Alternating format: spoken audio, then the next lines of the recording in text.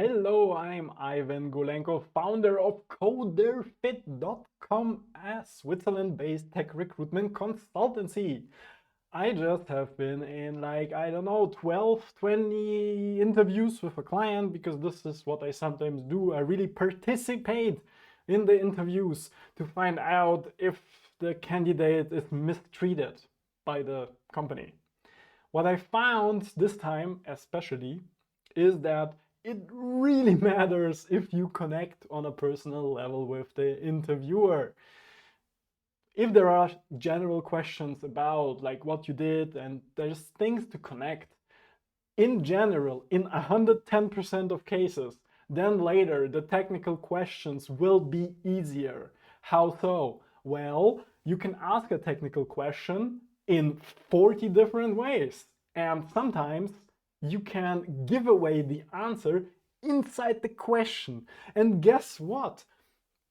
If the interviewer likes the person due to some random fact, like for example they played the same computer game in the past, or they're from the same region of the world, the questions later, the technical hard questions that actually decide whether you will get to the next round or not, they will be asked in a very different way compared to cases where the person is kind of an asshole from the start and very kind of not likable. This shouldn't be really a surprise, but still actually very few people know this or understand this. But if you have seen dozens and dozens of interviews where the technical person injects the answer into the question, then you lose faith in the theoretical idea that interviews are fair, because they're not. You always have this kind of side effects influencing the final outcome. At the end of a day with 10 rounds of interviews, what do you think do the people remember? Not really much, but they are supposed to write the note to another manager to really find out, okay, this who of this 10 persons should we take to the next round?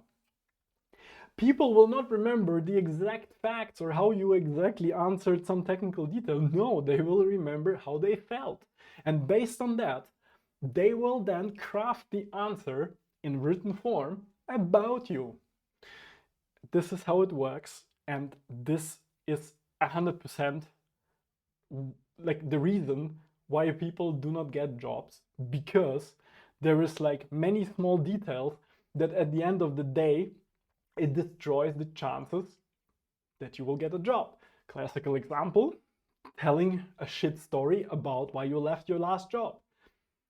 I'm talking to you since 2 minutes and you tell me, well, because of American politics, I was fucking fired from my job. I do not then know, if you're some extremist moron, or if really maybe there was some weird situation that kind of by random circumstances, it turned out that you were fired.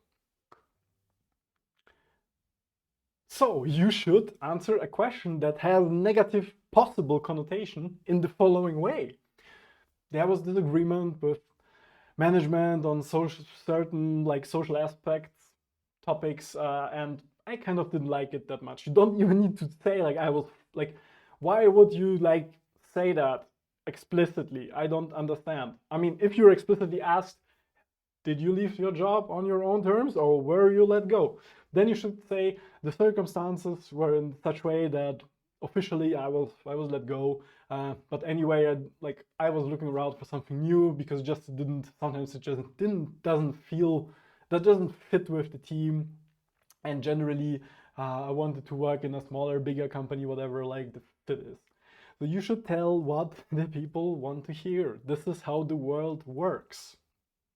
And therefore, I really, really would like to see more thoughtfulness from the side of candidates to actually, before answering a question or going in an interview, thinking, what would the other person want to hear and what would I want to hear if I would be hiring someone? I would be every normal person If they're hiring someone, they want to de-risk the situation. They want to have no risk. Because in some countries, if you're hiring someone, you're basically married to them. You can never like fire them. So therefore, you should de-risk the situation as a candidate and do not give reasons to be a risk to the company. I know it's like super hard to have suddenly this mindset of, okay, I should really watch what I say because we are used to hang out with family and friends where it really doesn't matter. Because those people, they know we are good people, I hope most of us. And if we say, if we like shit talk, right? They know the context of us being like a very, very, very good person otherwise, and only now in this special context we like say bad things or like tell like crazy stories. But in the context of a job interview, it is entirely different. It's a sales situation. Never lie, but adjust what you're saying to what is considered normal by the majority of people, please. Otherwise, you will not get a job, company's unhappy, you're unhappy, the taxpayer is unhappy because we will not get a chunk of your paycheck, very important. So, going back to the initial point, interviews are not fair. Every single word you say will be used against you. Like if you say like a million of nice things, this all like it like one additional nice thing doesn't really like add much. It's like if you have like $1 million and you get like $1. But a negative small thing is like you have $1 million and then you lose 100K. That's already like not nothing. It's like 10% of your like money. And then you say maybe another bad thing, which is a bit even stronger, then you lose 200K. And if you say then two nice things, it's like you add like $3 on top, like, and another maybe dollar. So it's really like this in a job, in an interview situation. I would just, if you really want to like understand this point, go on like a freelancer platform of your choice and try to hire someone to, I don't know, do like shuffle some, you know, expenses from a Word file that you keep to a PDF, like do some, you know, work for you, like try to hire anyone, or like a person who helps you tidy up your home, or like a nanny for your kid, like make some hiring in your life for once to really understand this point. I think without this, it's like I can make like a bazillion YouTube videos. I can never bring this point across really that much unless you experience this for yourself, that if you hire a stranger to do very important things for you, you really look for every single small thing about the person that will make you, whoop, there is like a huge market, I will find someone else, bye. Contrary to that, candidates, especially software people, think, haha, there is like 0.1% unemployment, I am like the best. Because I'm in IT, I will find a job very easily. And then I see people being unemployed for 2-3 years because of this shit that they do all the time. To like tell the like boss in their face some nonsense, essentially, that will make them never get the job. So don't confuse the mass of IT people. Yes, they all have jobs, but of this 99.99999%, how many do you think are really, really happy with their job? Not the same percentage, right? So the reason is that at some point you then, well, are like hired at a shitty company or a shitty job because you just need like to make money to survive. Therefore, the fact that there is no unemployment doesn't mean you don't need any sales skills in your job hunt.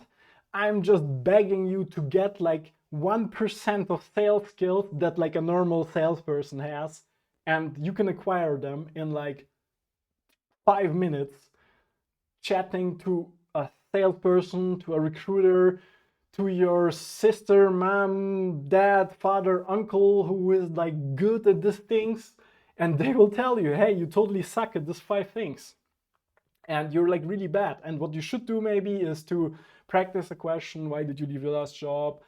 Why do you look for a new job? What are you passionate about? Those questions, and record them and listen to them, and then think, is this a normal person's answer or not? And if you cannot judge by yourself because for some reason, then really show it to other people and let them judge whether you gave a good answer or not to standard interview question: why leave old job, why new job, why this company, what do you like to do, what do you like to work on, these kind of things. You can email me and I will send you like a longer list of these questions. You can even practice them together if you email me. And like and subscribe for more content about tech careers and careers in general, and see you in the next video.